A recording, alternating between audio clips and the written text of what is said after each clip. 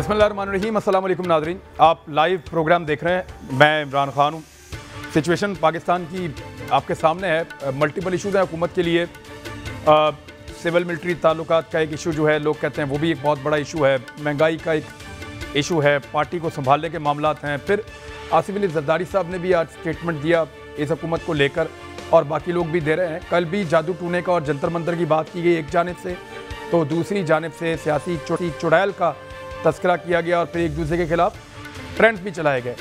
American नाज़िमुल उमूर ने मरियम नवाज से मुलाकात की है, शहबाज शरीफ से मुलाकात की है, और इससे पहले बिलावल भुट्टो जरदारी साहब से भी कुछ दिन पहले, चंद हफ्ते पहले मुलाकात की थी। तो अमेरिकन अपोजिशन के साथ ज़्यादा मुतहर्रिक नज़र आ रहे हैं, और उसके ऊपर कुछ लोग ये कहते हैं कि यह फ्यूचर की चॉइस है। अमेरिकन इमरान खान से मायूस रहे हैं। जो चीज़ें वो चाहते थे इमरान खान करके दे, वो उनको लगता है ये नहीं करेंगे, तो वो अब दूसरी ऑप्शन की तरफ जा रहे हैं। वो कितना इन्फ्लुएंस कर सकते हैं इस वक्त पाकिस्तान में, इस पे भी हम बात करेंगे आज के प्रोग्राम में। मेरे साथ जो मेहमान मौजूद हैं, तारुफ, और फिर हम प्रोग्राम का आगाज़ करते हैं। हमारे साथ शहजादी साहब मौजूद हैं आज के प्रोग्राम में, और जनरल रिटायर अमजद शुएब साहब भी मौजूद हैं आज के प्रोग्राम में, और जमील अहमद खान साहब हमें पहली मरतबा ज्वाइन कर रहे हैं, साबिक सफ़ीर हैं। बहुत शुक्रिया आपका भी ज्वाइन करने के लिए। सबसे पहले मैं शहजाद चौधरी साहब आपके पास लेके आता हूँ। एक बड़ी इंटरेस्टिंग डेवलपमेंट आज हुई।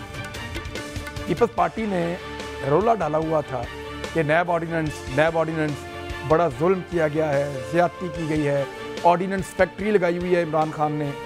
और आज उसी ऑर्डिनेंस के तहत आसिफ अली जरदारी साहब के वकील फारूक एच नाइक साहब ने अदालत में ये मौके भी इख्तियार किया कि नैब के नए ऑर्डिनेंस के बाद आसिफ अली जरदारी साहब को उसके तहत बाइज्जत बरी कर दिया जाए।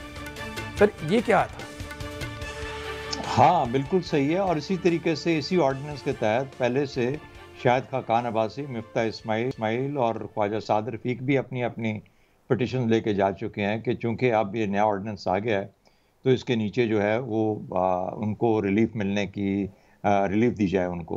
तो ज़ाहिर है कि नए ऑर्डिनेंस के बारे में अभी तक उसके कुछ जुज़ियात ऐसी हैं जिसके ऊपर के इन रेट्रोस्पेक्ट है, प्रोस्पेक्टिव है, क्या है, ये चीज़ें जो कब से अप्लाई होगा, कब तक होगा, ये चीज़ें अभी गालिबन उसके अंदर इतनी क्लैरिटी नहीं है। मैंने खुद अपने तौर पे तो देखा नहीं, जो डिस्कशंस देखी हैं उससे ये ज़ाहिर होता है।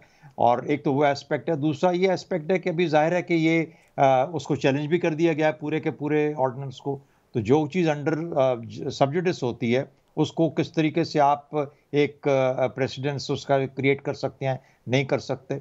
और ये, और फिर तीसरी बात, चेयरमैन नैब ने या नैब हेडक्वार्टर्स ने अपने जो ज़ैली इदारे हैं उन सबको कहा है कि नए ऑर्डिनेंस के तहत अभी जिस किस्म के उसके अंदर हैं उसको भी फॉलो नहीं किया जाए, और जो जो आपकी ऑब्जर्वेशन हैं वो नैब हेडक्वार्टर। तो मेरा ख्याल है कि ये भी it's up in the air, open है, अभी तक ये फाइनलाइज नहीं हुआ।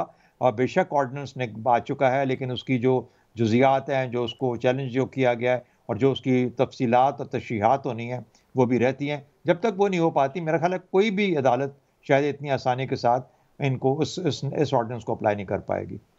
आपने तो सर इसके तकनीकी और जो पहलू थे कानूनी वो आपने बयान फरमाए। मैं जनरल अमजद शुएब साहब, इसका कोई इखलाकी पहलू हो सकता है, या इखलाकियात होती कोई ऐसी चीज़ है जो दूसरों के लिए? बिस्मिल्लाहिर्रहमानिर्रहीम। देखिए, जो नारा था कि हम करप्शन खत्म करेंगे, इनको अंदर बंद करेंगे, पैसा निकलवाएंगे, इस ऑर्डिनेंस ने तो उस नारे को बिल्कुल जमीन पे पटक दिया। क्योंकि इसमें आपने मुल्क की पॉपुलेशन को दो कैटेगरीज में डिवाइड कर लिया। एक वो हैं जिनको के मुकम्मल तौर पे नैब से माफी हो गई, और कुछ बदकिस्मत हैं जिनको के नैब का मुंह देखना पड़ेगा। नजर इसके कि नैब ने भी कोई कारनामा अंजाम नहीं दिया। मेगा करप्शन केसेस सारे चल रहे हैं, पिछले 3 साल से उसी तरह पड़े हुए हैं, और नैब की कारकर्दगी इस मामले में 0 या -0 आप कह लीजिए, क्योंकि बिल्कुल कतन है ही।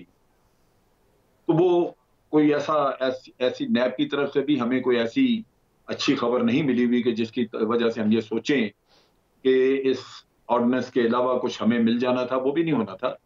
लेकिन ऑर्डिनेंस ने तो बाज हजरात के लिए, बाज कैटेगरीज के लिए करप्शन को लीगलाइज कर दिया। यानी ब्यूरोक्रेसी जो है वो, उनके केसेस नहीं जाएंगे नैब में। इंडस्ट्रियलिस्ट जो है वो भी सिर्फ एफबीआर से अपना राब्ता करेंगे, लैंड माफियाज भी बच जाएंगे।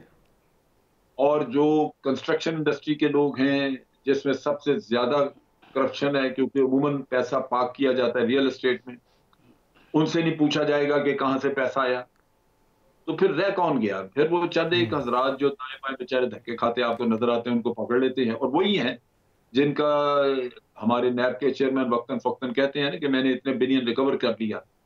वो जो जिनसे रिकवर किए हुए वो मातड़सात लोग, उनको कहते हैं मातड़सात, वो जो इधर उधर से पकड़े होते, तो गरीब गुरबा जो हाथ आ जाता है उससे कुछ निकलवा रही है। मेगा करप्शन वाले मजे कर लें, 10-10 साल नहीं, से, आप भी 12-12 साल। आपने भी सर इसके टेक्निकल एस्पेक्ट पे बात की है। मैं ये कहता हूं कि वो अपोजिशन जो सारा दिन हमारे टीवी पे बैठ के ये कहती है कि ये तो ज्यादती है, गलत कानून बनाया है, ये ऑर्डिनेंस ज्यादती है, वो उसी ऑर्डिनेंस के तहत रिलीफ मांगे जाके अदालत में, तो उसको क्या कहेंगे आप? मैं आपको बताता हूं, वह ये है कि जब एफएटीएफ के लिए आप कुछ उस वक्त अपने कवानीन को सख्त कर रहे थे, तो उस वक्त आपने ऑपोजिशन को कहा था कि आप भी अपनी रिकमेंडेशंस दें। मैंने रिकमेंडेशंस दी थी, और उस वक्त पीटीआई ने कहा कि ये एनआरओ मांग रहे हैं, ये तो सवाल ही पैदा नहीं होता कि इसको कानून का हिस्सा बनाया जाए। आज इन्होंने वो ऑर्डिनेंस का हिस्सा बना दिया उन सारी चीजों को। तो वो एनआरओ मांग रहे थे, आपने सोच विचार की, दे दिया। मेरी नजर में ये है कि गालबन आज आपको अपने भी सफों में वो लोग नजर आ रहे हैं जिनके केसेस बन सकते हैं। हाँ बिल्कुल। वरना आप उस चीज को जो आप 4 महीने पहले आप कह रहे थे कि जी एनआरओ है, ये हम नहीं दे सकते, हमारा तो नैरेटिव ही कुछ और है, तो आप एनआरओ हमसे मांग रहे हैं। आज वो नैरेटिव जो है आपका, वो बिल्कुल आपने उसको गटर में डाल के, तो वही एनआरओ जो आपको तजवीज किया था खास मकसद के लिए पीएमएलएन ने, वो आपने अडॉप्ट कर लिया है। तभी आप देख रहे हैं कि वो उनका मकसद पूरा हुआ तो वो अदालतों में पहुंच गए। अगर वो मकसद ना पूरा होता जो उस वक्त वो चाह रहे थे, और आज अपना विलिंगली ना करते, तो किसको जाने की जरूरत थी, क्योंकि उनका तो फिर वो जान छूटने का रास्ता उनको मिल गया। तो ये जिस गवर्नमेंट ने इस बुनियाद के ऊपर हुकूमत ली हो कि आप जनाब करप्शन खत्म करेंगे, आप वो गवर्नमेंट करप्शन को लीगलाइज करे। अब पुराने दौर में ठीक है कि मसलन नवाज शरीफ का दौर था, उस वक्त करप्शन होती रही, ठीक है, चेक नहीं किया आपने, पकड़ा नहीं, लेकिन कानूनन तो जायज नहीं थी ना, उसको कोई लीगल कवर तो नहीं था उसके पास। आज आपने तो लीगल कवर मुहैया कर दिया उसको, तो आपने तो जो किया वो तो बिल्कुल नाकाबिले माफी है। तो मेरे नुक्ता नजर में ये वो टेक्निकी तो नहीं इसका है, मतलब है ये मिले हुए हैं सब, बड़ी वारदात है, ये टेक्निकी काम नहीं, वारदात है। नहीं ये तो फिर मिले हुए हैं, यानी अपोजिशन को भी फायदा, और कल को जब ये अपोजिशन में जाएंगे या हुकूमत खत्म होगी, निगरान हुकूमत में आएगी, तो इनका भी फायदा। ना कोई उस्मान बुज़दार को पकड़ सकेगा, ना कोई रिंग रोड वाले स्कैंडल वालों को पकड़ सके। यानी देखें, सबसे बड़ा रिलीफ तो मिलेगा रिंग रोड वालों को, जो बड़ा एक करप्शन का स्कैंडल था, वहां पे तो इख्तियारात का गलत इस्तेमाल ही तो हुआ है, पैसा तो पकड़ा ही नहीं गया, वो तो किसी को मनी ट्रेल तो मिला ही नहीं कि कहां से कैसे गया और कैसे कमाया किसी ने, तो ये तो सारे बच गए। फिर बहुत बड़ा स्कैंडल जो है रिंग रोड, वो नहीं, आप ये देखिए कि आप उसमें ये एक शक है कि अगर कैबिनेट ने फैसला किया है किसी चीज का, या कैबिनेट ने अप्रूव कर दिया, तो वो चैलेंज नहीं हो सकेगी। इसका मतलब है कि अगर किसी के करप्शन का केस है, या प्रोजेक्ट किसी को आपने, शुगर का केस है, अगर कैबिनेट ने उसको स्टडी कर दिया, देख लिया, और उन्होंने अप्रूव कर दिया कि इसमें कोई एक्शन आगे करने की जरूरत नहीं है, तो आप उसको चैलेंज नहीं कर सकते। अब इससे बड़ा जुल्म और क्या हो सकता है? सर सिर्फ कैबिनेट नहीं है, कौंसल्स भी, कमीशंस भी, बोर्ड्स भी, वो जो भी फैसले सत्ता के ऊपर हुकूमती बॉडीज करेंगी, उनको चैलेंज नहीं किया जा सकेगा।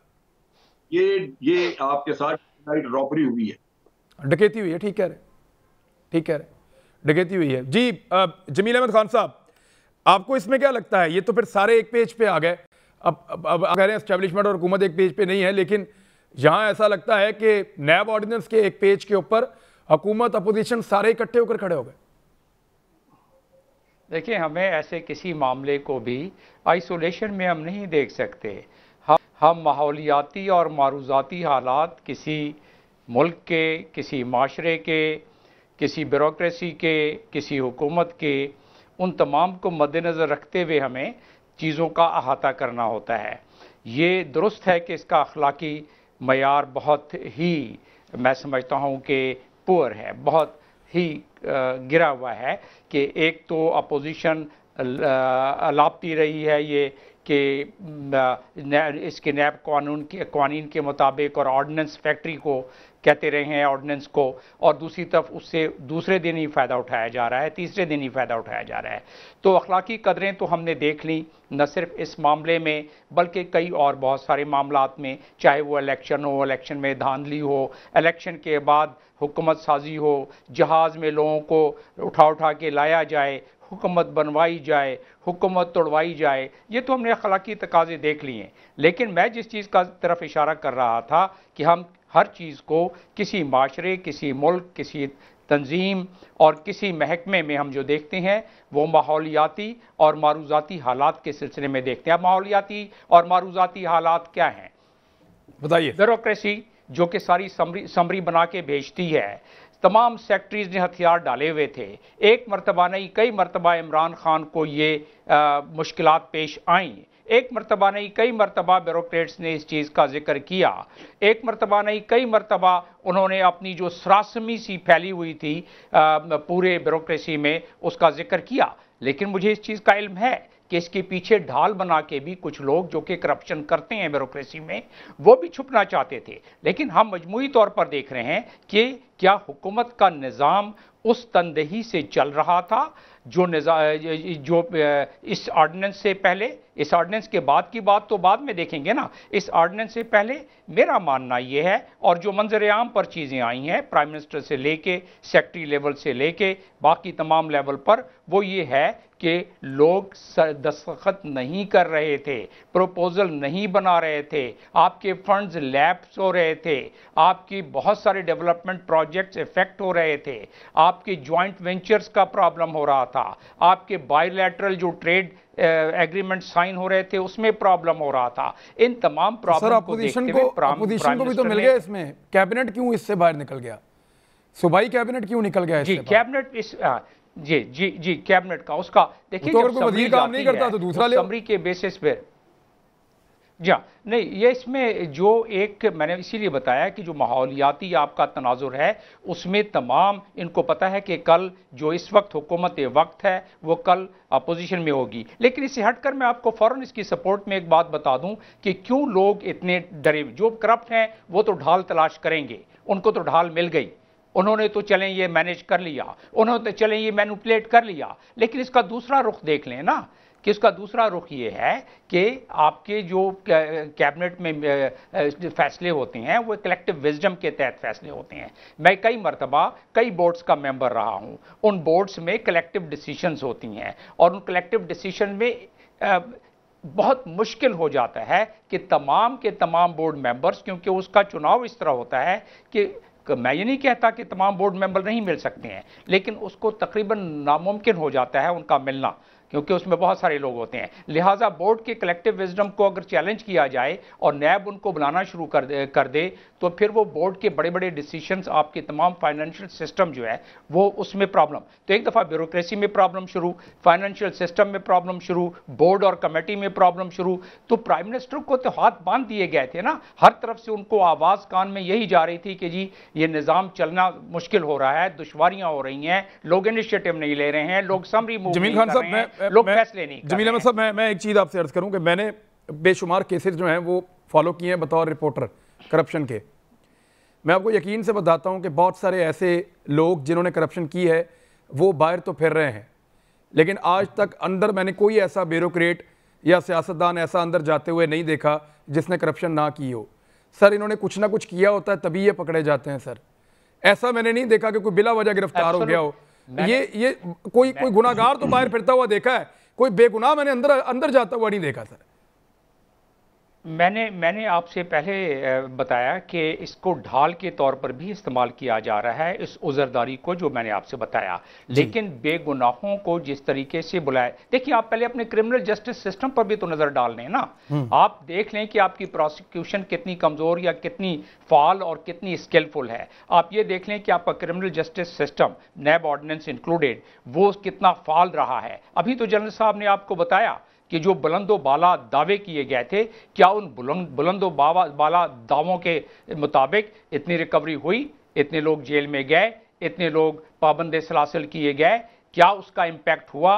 क्या बाहर से पैसे आ गए जो इमरान खान साहब ने कहा था 200 बिलियन। तो ये तमाम चीज़ें अगर नहीं हुई और उसके बाद पहिया भी अगर न चले हुकूमत का, तो हुकूमत वक्त ने कुछ ना कुछ फैसला करना है। अब आपके सवाल के जवाब में आ जाता हूं कि सारे गुनाहगार अंदर, इसमें अगर कोर्टों की आप डिसीजन देखें, और जाहिर है हमारे साथ के लोग ब्यूरोक्रेसी में भी हैं, जो फॉरेन ऑफिस में भी हैं, हमने देखा है कि जब खींचतान होती थी तो बिला जवाब भी बहुत सारे लोगों को, और ऐसा होता है, कोलैटरल डैमेज होता है। जब तफ्तीश होती है तो वो लोग जो उससे एसोसिएटेड होते हैं बुलाए जाते हैं, गो के कानून अपना रास्ता लेता है और ज़्यादातर उसमें से वो क्लियर हो जाते हैं। लेकिन एक तरद्दुद और एक तकलीफ तो बहरहाल आ जाती है। आपकी बात दुरुस्त है कि ज़्यादातर वही हैं जिनसे रिकवरी हुई है, ज़्यादातर वही हैं जिन्होंने करप्शन की है। और मैंने आपसे पहले इब्तिदा में इसका जिक्र किया कि ढाल के तौर पर भी ब्यूरोक्रेसी ने इसको पेश किया, ढाल के तौर पर इसको जो कैबिनेट में इस वक्त मेंबर हैं जो इससे आगे जाके फ़ायदा उठाएंगे और अब भी जो फ़ायदा उठाने लगे हैं इससे,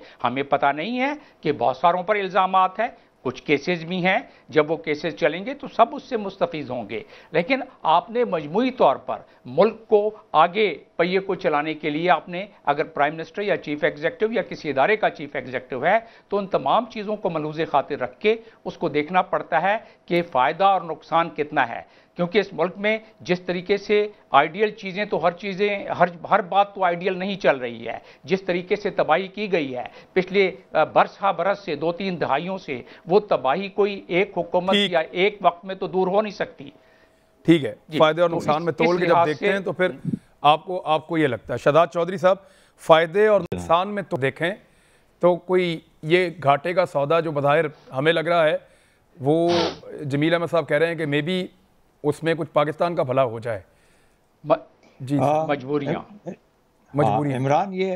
इमरान असल में बात यह है कि दर्द तो हम सब का बड़ा जायज़ है, सारे पाकिस्तानियों का दर्द बड़ा जायज़ है।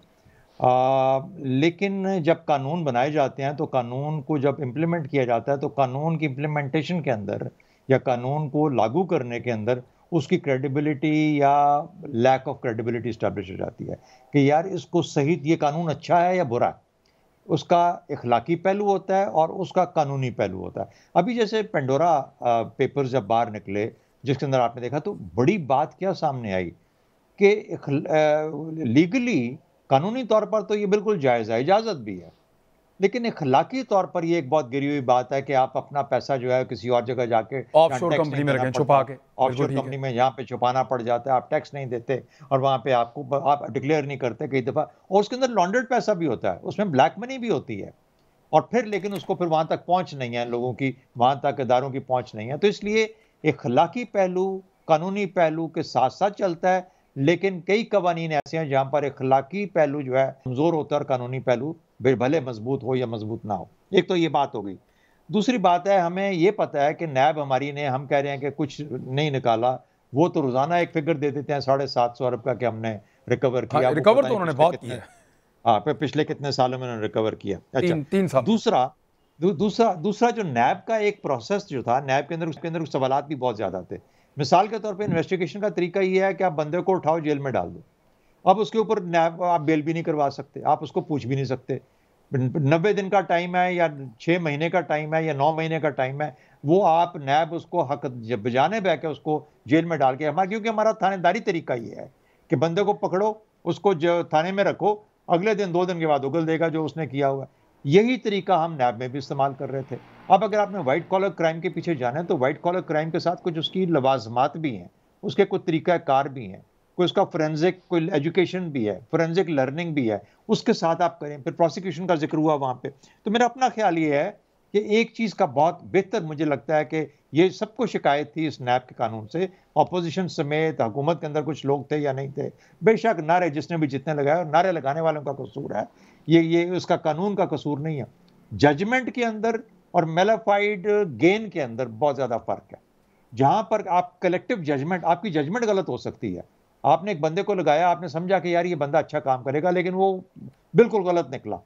अच्छा, उसके ऊपर फायदा उस बंदे, जिस बंदे ने उठाया उसको आप जरूर मोरद इल्जाम ठहराएं, जेल में डाल दें अगर उसको फायदा पहुंचा, लेकिन आप जजमेंट करने वाले को आप इसका इल्जाम ये तो कह सकते हैं कि तुम एक कमजोर लीडर हो, कमजोर जजमेंट है। तो मेरा ख्याल है कि इस कानून की जो ऑर्डिनेंस के अंदर जो है एक जजमेंट वाला जो तरीका है, जजमेंट को अलहदा कर दिया गया है, और जो असल जुर्म है उस तक उसको वाजे किया गया। तो बहुत सारी चीज़ें आसान कर दी गई हैं इसके अंदर, इसमें कोई शक नहीं कि मेलो डाउन किया है उन्होंने, इसको हल्का किया है ताकि इसकी जो सख्ती है वो लोगों को महसूस ना हो। अब आपका बड़ा सवाल सियासी तौर पर, जो आपका सियासी एलिमेंट सवाल का इसके अंदर है कि क्या ये जानबूझ के मेल मिलाप के साथ इस क्लास को एक फ़ायदा देने के लिए किया गया है। एक और चीज़ याद रखें, ये पब्लिक ऑफिस होल्डर्स के खिलाफ है।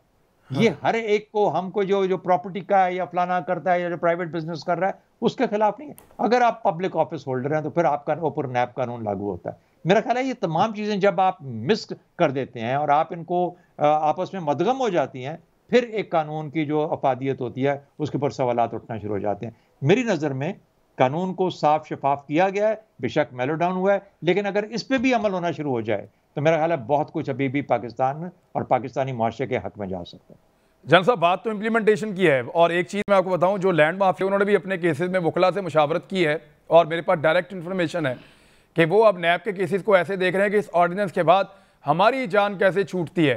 ये अल्लाह अल्लाह करके नैब एक इदारा था जो लैंड माफिया पे हाथ डालता था, और तो किसी ने इस मुल्क में कभी माशाल्लाह से जुर्रत ही नहीं की कि उनको उंगली भी लगाए, वो इतने ताकतवर हैं।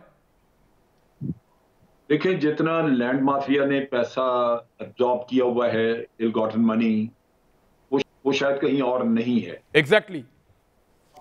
अनफॉर्चुनेटली वो जो कंस्ट्रक्शन इंडस्ट्री के तौर पे चलेगा मामला, उसमें नहीं पूछा जाएगा कि आपने ये पैसा कहां से लिया।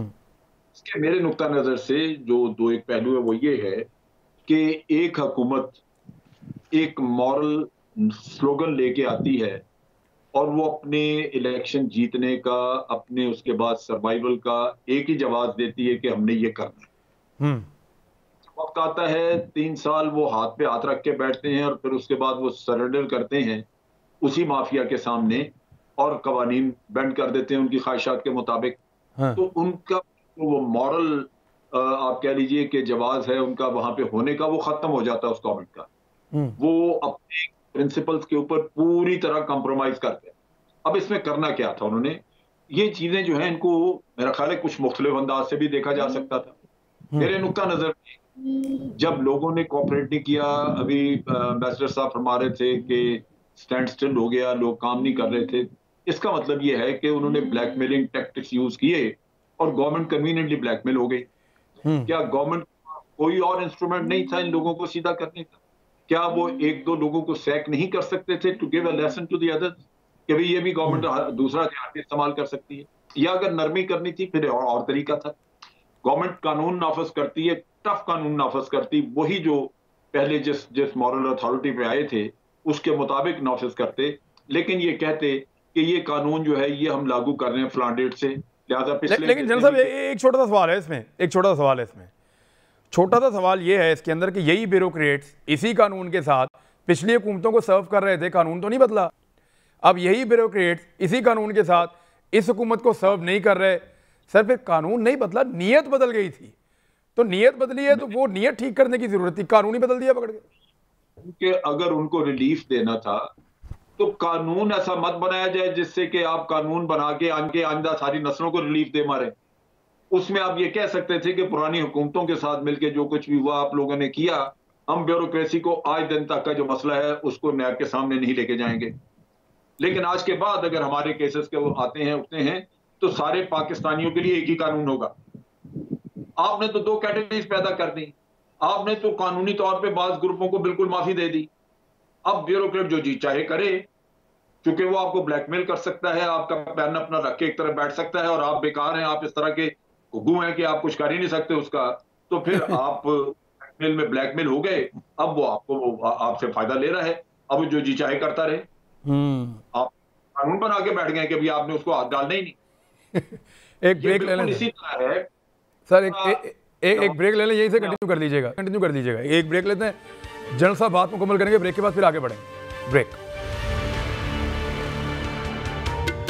वेलकम बैक नाज़रीन। जनरल साहब आप अपनी बात मुकम्मल कर लें और साथ ही मुझे इस पे कमेंट आप कर दें कि अमेरिकन का झुकाव कुछ थोड़ा अपोजिशन की तरफ, उनकी नाज़मुल उमूर की मुलाकात एंजेला की यहाँ मरीम नवाज साहबा से, शहबाज शरीफ से, फिर चंद हफ्ते पहले उनकी मुलाकात बिलावल भुट्टो जरदारी से, क्या अमेरिकन इमरान खान से बिल्कुल ही मायूस हो गए अब?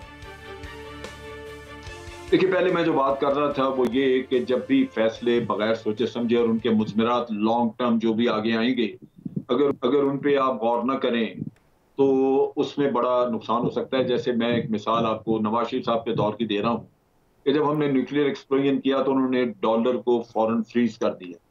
वो फौरन फ्रीज नहीं हुआ था, कहने को फौरन, लेकिन मैं मौजूद था एक जगह पे जहां ये फैसला हुआ नेशनल डिफेंस यूनिवर्सिटी में, और उसके बाद फिर जाके एक दिन बाद या कुछ वक्त बाद जाके ये पब्लिक में बैठ के फैसला किया गया और फिर बाद में उसको इम्प्लीमेंटेशन के लिए उसका जो ऑर्डर निकालना है वो बाद में निकला।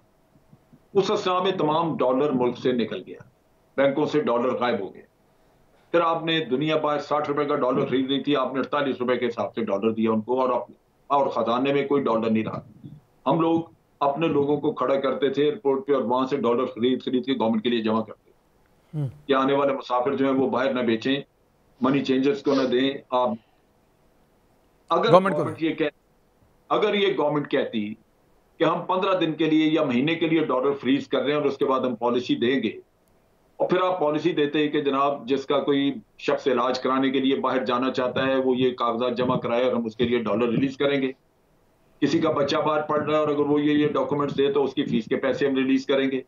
या कोई कारोबारी बाहर से कुछ इंपोर्ट कर रहा है तो वो ये हमारे सामने ये लेके आई है ये इन्फॉर्मेशन, तो हम उसके लिए पैसा रिलीज करेंगे। तो ये कंफ्यूजन न मचदा, ये भगदड़ ना होती, डॉलर गायब ना होता। यहां आपने एक ऑर्डर टिका दिया कि डॉलर फ्रीज, उसके बाद कोई पता नहीं किसी को कि आगे क्या होना है। आज आप एक कानून ला के दे रहे हैं, आपने कहा जी कि ये लोग, इनको पूछा नहीं जाएगा, तो वो मर्जी के मालिक है ना भाई। पहले लीगलाइज कर दिया आपने, अब कानूनी कवर मिल गया, तो क्या आपका ख्याल है कि वो बाज आ जाएंगे इन कामों से? भाई आप पूछ ही नहीं रहे जब, तो फिर वो धड़ाधड़ चलेगा ये काम। होना ये चाहिए था कि आप अगर उनको रिलीफ देना चाहते हैं तो कहते हैं कि ठीक है, पुरानी गलतियां माफ, आपको मजबूर किया होगा किसी पॉलिटिकल लीडर ने, कोई आपका, हम आपको कवर देते हैं पहले का, लेकिन डेफिनेटली हम अपनी सोसाइटी को साफ करना चाहते हैं। आज के बाद ये आइंदा ये काम नहीं होगा, ये कानून हम लागू कर रहे हैं, आप तमाम मेहरबानी करके इसके साथ चलें। तो आपकी नीयत भी साफ और आप लोगों को रिलीफ भी दे रहे हैं और ब्लैकमेल से भी बच रहे हैं। लेकिन आप तो ब्लैकमेल हो गए, लीडरशिप तो वहां कंप्रोमाइज हो गई जब आप ब्लैकमेल करके, आप वो एक ब्यूरोक्रेट ब्लैकमेल करके, ठीक, आपके कोई सोच नहीं थी, कोई ऑल्टरनेटिव नहीं था, तो फिर आप थे क्या? ठीक है जनरल साहब, ये आपका पॉइंट ऑफ व्यू है, मैं वापस आऊंगा आपके पास, लेकिन जमील पहले आप बताएं कि ये जो अमेरिकन मुलाकातें अपोजिशन के साथ शुरू कर चुके हैं और उनके चीफ आते हैं ISI के, इमरान खान साहब नहीं मिलते, वो DG ISI से उनकी मुलाकात करवाते हैं, जो बाइडन का फ़ोन नहीं आ रहा, दिक्कत है अमेरिका और पाकिस्तान के ताल्लुकात में।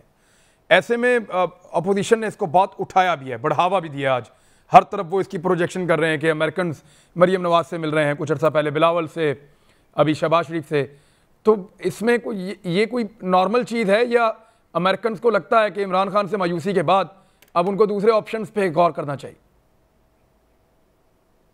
नहीं, अमेरिकन ने तो हमेशा दूसरे ऑप्शंस पे गौर किया है ना, और अमेरिकन ने हमेशा जो बाकी पार्टियां होती हैं, कोशिश ख़ास तौर पे उन ममालिक में जहां उनको फ्री मूवमेंट की इजाज़त है, ख़ास तौर पे उन ममालिक में जहां वो जोड़ तोड़ मोड़ तोड़ में इन्वॉल्व हो जाते हैं और हमारी नज़रों से ज़्यादा उन पे नहीं होती हैं, तो उस सूरत में तो ये सूरत बनती है। और अब ऐसे मौके पर जबकि इस वक्त जो पेचीदगियाँ चल रही हैं मुल्क में, ख़ास तौर पर कुछ डिसीजन जो हाल ही में हुए हैं, उसमें ISI के DG समेत जो खामखा के बग़ैर किसी ज़रूरत के जो एक मिसअंडरस्टैंडिंग क्रिएट कर दी गई है या कंट्रावर्सी क्रिएट कर दी गई है, इन तमाम को अगर आप देखें ज़हनी तौर पर, और फिर जो बाकी बयानात अपोजिशन दे रही है इतने अरसे से, और जो एक टग ऑफ वार चल रही है अपोजिशन और हुकूमत में, और जिसमें बहुत सारी जायज़ बातें भी हैं, जब आप किसी पर हाथ डालेंगे तो ज़ाहिर है वो उस पर चीखेगा, तो चाहे वो अपोजिशन हो या कोई और धड़ा हो या कोई और ग्रुप हो। लेकिन बहरहाल इन तमाम चीज़ों को अगर आप सामने टेबल पर रख के इसका जायज़ा लें तो आप देखेंगे कि आपकी वो क़ुव्वतें जिनके साथ आप इस वक्त हुकूमती तौर पर नहीं चल रहे हैं, एज अ स्टेट जिनकी बातें आप पूरी नहीं मान रहे हैं, तो वो तो एक्सप्लॉइट करेंगे। और ये बात भी हमें मालूम है और हम सारों पर आया है कि अमेरिका पहले न सिर्फ पाकिस्तान में बल्कि ये चीज़ अब तो बहुत सारी किताबों में लिखी गई है कि एक नहीं कई मुल्कों की हुकूमत तब्दील कराने में उन्होंने बहुत अपना कारगर हिस्सा साबित किया है। बल्कि कि नॉट ओनली दैट, असैसिनेशन में भी मैं अपनी तरफ से बात नहीं कर रहा हूं, जो चीज़ें आ गई हैं पब्लिक डोमेन में मैं उसकी बात कर रहा हूं। तो ये तमाम चीज़ें जब हैं तो अपोजिशन तो इसको एक्सप्लॉइट अप उसने करना शुरू कर दिया है, क्योंकि वो तासुर यही देंगे कि हमारी अहमियत बढ़ रही है, अपने वोटर सपोर्टर को भी बताएंगे कि हमारी अहमियत बढ़ रही है। और क्योंकि हमारे पास दुनिया की सबसे बड़ी सुपर पावर की जो हैं यहाँ के आला तरीन सफारत पर फाइज लोग वो हमारे से आके मिल रहे हैं, तो वो तासुर अपने लोगों को भी देना चाहते हैं और इमरान खान को भी देना चाहते हैं कि देखें अब आपकी अहमियत कम हो रही है, अब तो हमारे पास भी लोग आ रहे हैं। और तासुर देना चाहते हैं कि इस्टेब्लिशमेंट भी इस पर खामोश है। तो इन तमाम चीज़ों को अगर देखा जाए तो अपने मार्क तो अपने वैल्यू तो बनाएंगे इसमें और अपने इसमें नंबर तो बनाएंगे वो, तो इस लिहाज से ये हो रहा है। लेकिन मैं जिन ममालिक में सफ़ीर रहा हूँ या मैंने अक़वाम मुत्तहिदा में जिन ममालिक में सरबराही की है अक़वाम मुत्तहिदा की तरफ से, मैंने देखा है कि जो हुकूमत वक्त होती है उसकी नज़रें होती हैं, उनमें परमिशन दी जाती है ना। ये परमिशन नहीं कि आप उस अपोजिशन से, बल्कि बहुत सारे मुल्क में तो ये बाकायदा कदगन है, इन राइटिंग है कि अगर आप मिलेंगे किसी पॉलिटिकल लीडर से तो हमें बताएंगे। पाकिस्तान में क्योंकि रेसिप्रोसिटी बेसिस पर है, हम पर पाबंदी नहीं है अमेरिका में, लिहाजा मुझे मालूम है कि हम इस पर एक तरफा तौर पर पाबंदी नहीं लगा सकते, क्योंकि फ़ौरन रेसिप्रोसिटी हो जाएगी, हमारे भी सफ़ीर को या किसी और को वहाँ वो किसी सेनेटर से नहीं मिलने देंगे। तो ये तो बात सही है, लेकिन एक नज़र में बात रहती है और फिर ऐसे माहौल क्रिएट नहीं किए जाते हैं कि जिस माहौल में फॉरेन फैक्टर्स आना शुरू हो जाए और वो इसको एक्सप्लॉइट करना शुरू कर दें और अपोजिशन लीडर्स भी इसको एक्सप्लॉइट करना शुरू कर दें, आवाम को दिखाने के लिए भी और अपने वोटर सपोर्टर को दिखाने के लिए भी। तो उस लिहाज से अगर इसको देखा जाए, एक लाइन में अगर इसको पूछा जाए, तो ये वक्त जिसका चुनाव किया गया है अमेरिकन की तरफ से, अमेरिकन सफारतकारों की तरफ से, ये वक्त थोड़ा सा इस वक्त नाजुक वक्त है, जिसमें कि मेरा इशारा जो रीसेंट हैपनिंग और उसके अलावा मेरा इशारा अफगानिस्तान के हवाले से जो हमने स्टैंड लिया है, जो मुमलिकत पाकिस्तान ने स्टैंड लिया है, प्राइम मिनिस्टर ने स्टैंड लिया है, उसको अगर जहन में रखें। तीसरी बात जो इस वक्त भूचाल से आया हुआ है पूरे रीजन में, ओकास के बाद, क्वाड के बाद जो एक्टिविटीज़ चल रही हैं, जो मिलिट्री एक्सरसाइजेज चल रही हैं, जिस पे तबसरा जनरल साहब और चौधरी साहब ज़्यादा कर सकते हैं, इन तमाम को मद्देनज़र रखते हुए अफ़गानिस्तान के अब हवाले से जो हमने बयानात दिए हैं, जो अमेरिकन एक्सपेक्ट करते हैं, तो उस लिहाज से अगर देखा जाए तो ये जो चुनाव किया गया जिस वक्त का, वो वक्त ज़रा प्रिकेरियस है और हमें नज़र रखनी पड़ेगी इन चीज़ों पर। मैं ज़रा शहजाद चौधरी साहब से, शहजाद चौधरी साहब, इज इट सीरियस और क्या इसके पीछे कुछ है या बस एक रूटीन की मुलाकात है, कोई किसी ने कहा मिल लेते हैं जी, या अमेरिकन ऐसे नहीं मिलते? Not at all, not at. देखिए बात सुने, पहली बात तो ये है कि हमें जो ये परेशान थे कि अमेरिका का इंटरेस्ट पाकिस्तान में ख़त्म हो गया है और वो चला गया है, देखें एक दफ़ा फिर छोड़ के ये जो अपोजिशन के साथ मुलाकातें कर रहे हैं, तो कम से कम इससे ये तो थोड़ा सा दिलासा ये दिन मिलना चाहिए जहाँ जहाँ पे ज़रूरत है कि नहीं, वो उनको अभी भी कोई इंटरेस्ट है, इसीलिए मुलाकातें अभी भी इन लोगों के साथ कर रहे हैं। पहली बात तो ये होगी। दूसरा, एम्बेसडर साहब जानते हैं मैंने भी कुछ छोटा मोटा थोड़ा बहुत तजर्बा है मेरा ये सफारतकारी का, तो मैं उसका भी हल्का सा जिक्र कर सकता हूँ कि वियना कन्वेंशन के नीचे रेसिप्रोसिटी का जिक्र उन्होंने किया। वियना कन्वेंशन बड़ा ही एलेबोरेट है इन टर्म्स ऑफ जो कि फैसिलिटेशन आपने क्रिएट करनी है अपोजिंग या जो भी आपके जो आपके सफरा होते हैं सफारतकारी के लिए, किस किस्म के एनवायरनमेंट देनी है आपने, तो ज़्यादातर उसके ऊपर ख़ास तौर पर। लेकिन जहाँ पर आपके मुश्किलात हैं तल्लुकात के अंदर, तो वहाँ पर आप फिर जब सख्ती लगाते हैं तो फिर वो रेसिप्रोसिटी में सख्ती हो जाती है। तीसरी चीज़, बेशक कि इन हालात के अंदर जिसका जिक्र एम्बेसडर साहब ने किया, कोई भी सफ़ीर वर्थ इट सॉल्ट उठेगा अपनी कुर्सी से, दफ्तर से बाहर जाएगा और कोशिश करेगा आवाम से एक फील लेने की, और ख़ास तौर पे ऐसे लोगों से जो कि बड़े प्रिंसिपल प्लेयर्स हैं इनके, अगर उसकी पहुंच वहाँ तक है। मैं भी एक छोटा सा सफ़ीर था और यकीन मानिए कि उस छोटे से मुल्क के अंदर मुझे कभी किसी किस्म की मुश्किल नहीं हुई कभी ऑपोजिशन से मिलने की, बल्कि ऑपोजिशन से मिलना लाजमी होता था अगर आपको पूरा कंप्लीट व्यू चाहिए किसी चीज़ के लिए जो कि पॉलिटिकल नोयत का है, जिसके ऊपर आपने ये काम। तो मेरा ख्याल है कि एम्बेसडर साहब खुद भी माशाल्लाह been a very very effective ambassador, और वो तमाम ये चीज़ें जानते भी हैं, और हमारे लोग इस वक्त जो सफारतकार हैं वो यही कुछ करते हैं। वी मीट अप हम मिलते हैं जाके लोगों से ताकि हमें पता लगे। सर इस गवर्नमेंट के लिए इसमें कोई परेशान होने वाली या खुश होने वाली कोई बात है? मेरा ख्याल है बिल्कुल हरगिज नहीं है। देखिए रजीम चेंज का जिक्र हुआ ना कि परेशानी हो जाती है रजीम चेंज, क्या होगा रजीम चेंज के अंदर। हाँ, कॉन्डोलीजा राइस का आपके पास एक तारीख है, उससे पहले आपके यहाँ जहाँ पे कोई मुश्किलात आई वहाँ पे इस किस्म का। हमारे यहाँ एक बड़ी लंबी बात है जी कि जब फौजी डिक्टेटर को लाना होता है तो उस वक्त अमरीकी एक्टिव हो जाते हैं। अब अल्लाह जानता है उसमें कहाँ तक सदाकत है, क्योंकि अगर होता है तो कोई किस तरह होता है। बहरहाल, लेकिन ईरान में बड़ी कोशिश की इन्होंने पिछले 40 साल के अंदर कि वहाँ पर रजीम चेंज हो है, उधर नहीं हुई। नॉर्थ कोरिया में बड़ी कोशिश की, उधर नहीं हुई। अफगानिस्तान में तालिबान को हटाने की कोशिश की और फिर वो फिर आ गए ढीठ के जो भी हैं वो रिटाई के अंदर। तो कहने का मतलब ये हुआ कि ये अमेरिका इतना भी कोई सुपर पावर, फुली पावर्ड कोई ऐसी सुपरा एंटिटी नहीं है कि जहाँ चाहे जो मर्जी चाहे कर। हाँ, आपके लोग मिलके अगर साथ शामिल हो जाएं, उस मुल्क के लोग खुद मिलें उसके अंदर उनके साथ, तो फिर जो भी किस्म का गंद होता है वो क्रिएट हो सकता है। मेरा ख्याल है एक छोटी सी चीज सर, इसमें एक छोटी सी चीज सर, एक सफारतकारी में ही रहने देना चाहिए। और अमेरिका का जाहिर है कि आपके अंदर इंटरेस्ट है, और इफ नथिंग एल्स आपके इंटरेस्ट नहीं, अमेरिका पहले जितना इफेक्टिव है सर पाकिस्तान में, पाकिस्तान के तनाजुर में अमेरिका आज से चंद दहाइयों पहले कितना इफेक्टिव है। Very effective. आज आपका फाइनेंस मिनिस्टर वहां बैठा हुआ है, इससे ज्यादा इफेक्टिवनेस क्या होगी आपके? मतलब हम सोच भी नहीं सकते कि अमेरिका कितना इफेक्टिव है हमारे मामलात के अंदर। Your finance minister is sitting in Washington today, और जब मौका हो, जब भी कोई मुश्किल होगी, आप इसी तरीके से करेंगे। Super power, the sole super power of the world today, चाहे जितनी भी उसकी लिमिटेशंस हैं। तो मेरा अपना ख्याल ये है कि जहां पर आपकी बड़ी 3-4 बड़ी चीजें हैं, आपको IMF से काम करना है, उसके थ्रू उनका वोट होगा तो मिलेगा। IMF कुछ करेगा तो वर्ल्ड बैंक साथ 1.4 बिलियन और ऐड करेगा। देना IMF ने $1 बिलियन का पैकेज है, लेकिन 1.4 वर्ल्ड बैंक ने होड़ा है कि ये पहले हाँ कर ले, उसके बाद मैं जमा करूंगा। वर्ल्ड बैंक है ही अमेरिका के नीचे बिल्कुल से मुकम्मल तौर पे। तो कहने का मतलब ये हुआ कि इस किस्म की चीजें, फिर आपका, मैं इससे ज्यादा बात इसलिए नहीं करूंगा क्योंकि हमारी और सिक्योरिटी से मामलात रिलेटेड है, हमारी बहुत सारी चीजों से मामलात रिलेटेड है। हम किस तरीके से अपने आप को ब्लाइंड कर सकते हैं उन तमाम चीजों में, चाहे जज्बातियत शामिल हो, चाहे उसके अंदर हमारा कोई बुग़्ज़ शामिल हो, या हमारी सोच शामिल हो, या कुछ और शामिल हो। हमने मामला बैलेंस के साथ ही इस मुल्क को लेकर चलना है। जहां पर हम ऑफ बैलेंस होंगे, लॉपसाइडेड होंगे, हमारा एक पैर सिर्फ वो आसमान में होगा और एक पे खड़े होंगे, तो हमारे लिए गिरना आसान हो जाएगा। हमने वो नहीं होने देना, हमने बैलेंस रख के लेके चलना है। सर एक चीज़ और है, अभी वज़ीर दाखिला हैं इंडिया के अमित शाह, उनका स्टेटमेंट आया है। जनरल साहब मैं आपके सामने रख रहा हूँ सवाल, जनरल अमजद शाह साहब, उन्होंने कहा जी कि पाकिस्तान के ऊपर मजीद सर्जिकल स्ट्राइक्स हम करेंगे, और धमकी लगाई है उन्होंने पाकिस्तान को। उस वक्त जब चाइना ने उनकी वीडियोस जारी की हैं उनको फैंटी लगने की, उनके फौजियों की, और वो बेचारे सहारे लेकर आंखों पे पट्टियां बंधी हुई हैं, जख्मी, चल भी नहीं पा रहे, तो वो गुस्सा लगता है उन्होंने पाकिस्तान पे उतार दिया और पाकिस्तान को दोबारा सर्जिकल स्ट्राइक की धमकी इंडिया ने दी है।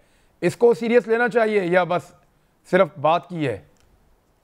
इमरान, मैं इस पे भी बात करता हूं। मैं जरा पिछले टॉपिक के 2 चीजें बताना चाह रहा हूं। देखिए, बात ये है कि अमेरिका ने जो इस खित्ते के लिए पॉलिसी रखी है उसमें प्राइमेसी भारत को उन्होंने दे दी है, और वो भारत के ही मफादात को लेके चल रहे हैं। और ये उन्होंने स्टेटमेंट जो इसमें शर्मा ने दी थी वहां पे इंडिया में, उसमें उसने वादे कर दिया था कि हमने डिआइफिनेट कर दिया और कोई अभी हमारा पाकिस्तान के साथ कोई लॉन्ग टर्म नहीं है।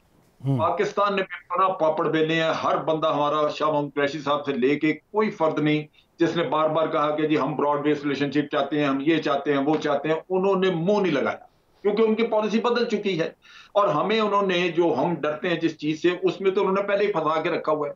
आपने एफएटीएफ के मामला में जो कुछ कर सकते थे कर दिया। 99.9% इम्प्लीमेंटेशन होगी, आप ग्रे लिस्ट में पड़े हुए, क्योंकि अमेरिका नहीं आपको निकालना चाह रहा। आप IMF के सामने हाथ जोड़ रहे हैं, वो अपनी कंडीशन नरम नहीं कर रहे, आपको मजीद भी सख्तियां आएंगी। अब अमेरिका की पॉलिसी ये है कि अब खित्ते में उन्होंने जो आपसे अफगानिस्तान में काम शाम लेना है, उसमें उनको एयर स्पेस चाहिए, और जो कुछ भी उनकी रिक्वायरमेंट्स हैं यहाँ की, वो ये गवर्नमेंट नहीं मान रही। अब वो कहते हैं कि हमने देना भी कुछ नहीं और काम भी लेना है, और भारत के मुताबिक उसी को प्राइमरी, यहाँ पे उसका रोल रहेगा, प्राइमरी रोल भारत का, और आपसे काम लेके आपको देना कुछ नहीं है। तो उसमें कौन तैयार होगा जिसको वो कहेंगे कि अगली हुकूमत दे देते हैं? ये पूछेंगे कि जनाब फर्ज करें कि अगर आप वो नब्ज देखने के लिए निकले हैं अभी तमाम पार्टियों की कि इस हुकूमत की जड़ें कितनी गहरी हैं और दूसरे कितने कीन हैं इक्तदार लेने के लिए, कितने परेशान हैं। और वो इक़्तिदार के बाद किस लेवल तक हमारे काम आ सकते मगर हैं। एक चीज़ है ना इमरान, अगर इजाज़त दें, प्राइमरी रोल इंडिया का एक सेकंड, शहजाद चौधरी साहब को पॉइंट ऐड कर रहे हैं जी। चौधरी साहब, मैं कह रहा हूँ कि बिल्कुल सही बात की उन्होंने जनरल साहब ने, लेकिन प्राइमरी रोल इंडिया का मतलब क्या है? वो पाकिस्तान में आके ट्रैफिक अब इंडिया कंट्रोल करेगा, या पाकिस्तान की पॉलिसी इंडिया बनाएगा, या पाकिस्तान के अंदरूनी मसाइल इंडिया हल करेगा? प्राइमेसी से क्या मतलब है? मैं समझ नहीं आती। हम प्राइमेसी से डरते हैं। प्राइमेसी दे दी, प्राइमेसी दिया, जाओ जाके कोर्ट में जाके प्राइमेसी दिखाओ जहां पे दिखानी है उनको। हमारे पास उनका क्या? नहीं तो इसलिए we need to disaggregate between Pakistan and India. Disaggregate करें। अगर उसको मोहब्बत है तो आज मोहब्बत कर ले, कल को हो सकता है फिर आपके दरवाजे पे खड़ा हो आके। ठीक है जनरल साहब, उन्होंने साउथ एशिया पॉलिसी दी थी ट्रंप के पीरियड में, और दे दी। ये पॉलिसीज उनकी भूले नहीं। उन्होंने एक साउथ एशिया के लिए पॉलिसी दी थी, एक अपनी नेशनल सिक्योरिटी पॉलिसी दी थी। नेशनल सिक्योरिटी पॉलिसी में उन्होंने आइडेंटिफाई किया था चाइना और रशिया को एज एडवर्सरी, और जो उन्होंने साउथ एशिया पॉलिसी दी उसमें उन्होंने इंडिया को यहां पे प्राइमरी रोल दिया था, जो फेल हो गई है। Now they are going to reestablish. वो इस खत्ते को, क्या आपका ख्याल है कि चीन को प्लेट में रख के दे देंगे? सारी दुनिया में उनको कंटेनमेंट कर रहे हैं। आप चीन, आप तो खड़ी ऑपोजिट कैंप में। नहीं, वो ठीक है, आप सही कह रहे हैं, लेकिन वो चीन करेगा ना उनका मुकाबला।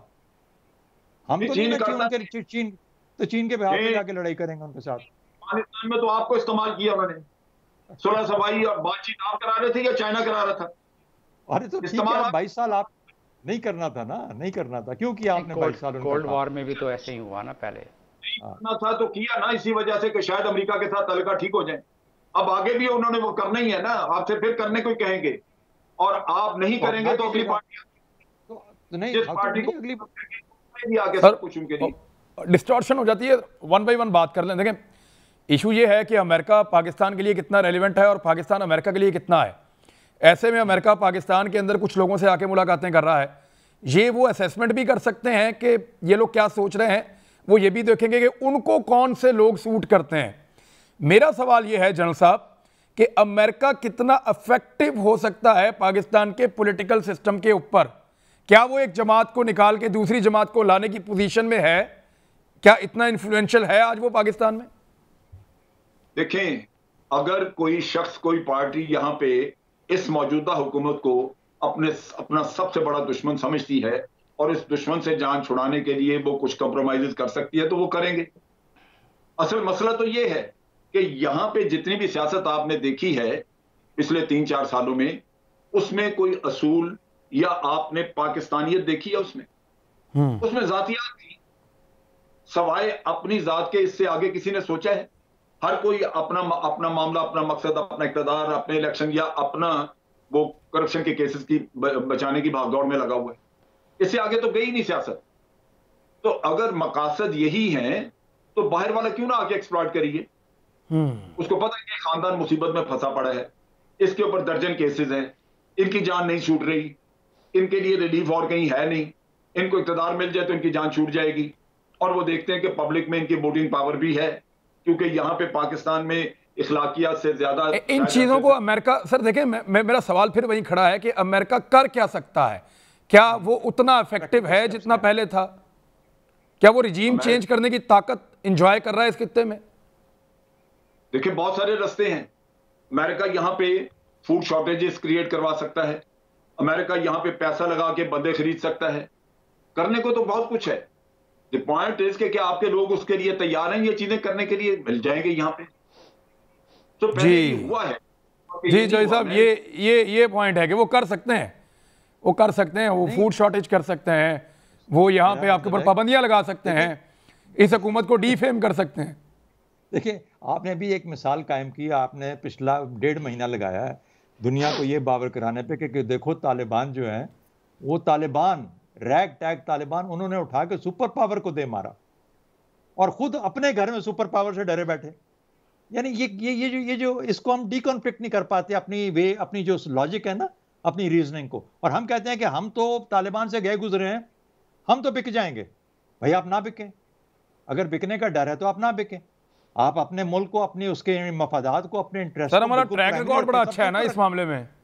तो ट्रैक रिकॉर्ड देख, आपका सवाल बड़ा जायज था। आपका सवाल ये था कि वो क्या मैकेनिक्स होंगी जिसके बाद वो रिजीम चेंज होगा। पहली बात है, रिजीम चेंज का खौफ किस चीज को है? रिजीम चेंज 2023 में हो जाएगा ना, you will have a new regime coming in 2023। अब हम ये कहें कि नहीं, वो सिर्फ एक ही पार्टी है, एक ही इंसान है जो कि असल में अमेरिका के आगे खड़ा होगा और वही हमें कबूल है। हमें फिर अगर ये बात हो तो फिर जिसको ये यकीन है उसको जाके वोट उस पार्टी को दे देना चाहिए। बाकी बहुत सारे ऐसे होंगे जो किसी और पार्टी को वोट देंगे और वो पार्टी फिर अपनी सोच लेके आएगी। अगर जमहूरियत है तो जमहूरियत उन असूलों पे चलती है ना। मैं ये तो नहीं कह सकता कि तुम्हें उससे नफरत करनी है। भाई नफरत क्यों करनी है? आपको अपने इंटरेस्ट मफादा, अपने अजीज इंटरेस्ट अजीज नहीं है? आपको अपने पाकिस्तान के मफादात अजीज नहीं है? आप क्यों लोगों को भूखा मारना चाहते हैं? आप देख नहीं रहे 90% आपके पड़ोस के अंदर अफगानी जो है वो उनका क्या हाल होने को जा रहा है। दिल be below the poverty line, वो रियासत ही खत्म होने को जा रही है। जी, मैं एक सिविलियन के पास भी ले जाते हैं ना इस मामले को, तो वो जरा थोड़ा सा एक और एंगल से दे। सर, अमेरिका क्या वो ताकत एंजॉय करता है जिसमें, या वो इन्फ्लुएंस, वो टैक्टिसेस उसके पास हैं पाकिस्तान में, वो इंफ्रास्ट्रक्चर, यानी अफगानिस्तान की तो सूरत बिल्कुल ही मुख्तलिफ था, क्या वो यहाँ पे तहोबाला कर सकता है? एक हुकूमत जा रही है तो दूसरी आ रही है और अमेरिका के आशीर्वाद के साथ ये हो रहा है? नहीं, अमेरिका ऐसा करता रहा है दूसरे ममालिक में, लेकिन पाकिस्तान इतना गया गुजरा मुल्क नहीं है। ठीक है, हमारे कुछ लोग इससे पहले कॉम्प्रोमाइज़ होते रहे हैं, कुछ हमारे सियासतदान कॉम्प्रोमाइज़ होते रहे हैं, कुछ हमारे हुक्मरान कॉम्प्रोमाइज़ होते रहे हैं, हमारे मुल्क के सरबराह हुक्मरान भी कॉम्प्रोमाइज़ होते रहे हैं। आपने कंडोलेज़ा राइस का भी जिक्र किया और NRO वगैरह का फिर जिक्र आ जाएगा इस मामले में। तो ये होता रहा है पहले, कोई नई बात नहीं है। बात सिर्फ इतनी है कि हमने अपना घर कितना मजबूत किया हुआ है और हमारे पास फॉल्ट लाइन्स क्या हैं। अगर आपका घर मजबूत पूरे तरीके से नहीं है और आपके पास फॉल्ट लाइन है, अगर आपके पास सेक्टेरियन प्रॉब्लम भी है, आपके पास एथनिक प्रॉब्लम भी है और आपका इस वक्त सबसे बड़ा नेशनल सिक्योरिटी प्रॉब्लम जो है वो आपकी मईशत है, तो उस सूरत में, और फिर आपके अफगानिस्तान का जो स्पिल ओवर पॉसिबल है, तो ये अमित शाह भी धमकी लगा के सामने मंडला रही हैं। जी हाँ, ये धमकियां इस तरह फजूल में, ठीक है, हमारे पास, हमें पता है कि इंडिया के अगर इतनी धमकी को अपने प्रैक्टिकल अमली जामा पहना सकता तो वो 71 के बाद 10 दफ़ा कर लेता वो। लेकिन हमें पता है कि अमेरिका, इंडिया वो कितने पानी में है इस मामले में। कन्वेंशनल वार के बारे में आपने देख ही लिया कि पलवामा का क्या हुआ, थोड़ी सी उन्होंने कोशिश की, उसका क्या जवाब। लेकिन जो शय मिल रही है इस वक्त इंडिया को, ये हकीकत है कि बहुत बड़ी शय मिल रही है। अगर उनकी आप 2 या 3 पिछले एग्रीमेंट देख लें जो कि उन्होंने अमेरिका के साथ किए हैं और वो उसकी कितनी ज़्यादा अहमियत है इस खिते में। ठीक है, अमेरिका का मतमय नज़र उसको इंडिया को मजबूत करने का कुछ और है, लेकिन इंडिया उससे ड्यूल फ़ायदा लेने की कोशिश कर रहा है। जो ताकत वो वहाँ से हासिल करता है वो ताकत पाकिस्तान के खिलाफ भी इस्तेमाल करने की कोशिश करता है। आपके सवाल का चंद सतूर में जवाब ये है कि अमेरिका ये कोशिश बाकी जगहों तो कर सकता है, हमारे यहाँ भी करेगा और कर भी रहा होगा, लेकिन क्या वो कामयाब हो सकता है? मैं समझता हूँ अभी हम इतने गए गुजरे नहीं हैं जब तक कि हमारे लोग कॉम्प्रोमाइज़ टॉप लेवल पर ना हो जाएं। मैं नहीं समझता कि इस वक्त हमारे पास ऐसी लीडरशिप है जो कॉम्प्रोमाइज़ हो जाएगी इस मामले में, क्योंकि इस वक्त जो लीडरशिप है वो बिल्कुल वो उसकी वाज़ेह पॉलिसी उन्होंने दे दी है कि हमारी तरफ से इस पे क्या रिएक्शन होगा, कितनी देर तक हम खड़े रहेंगे। लेट्स सी, इस पे डिबेट होती रहेगी। अब तक लेते हैं, अपना ख्याल रखिएगा। अल्लाह हाफ़िज़।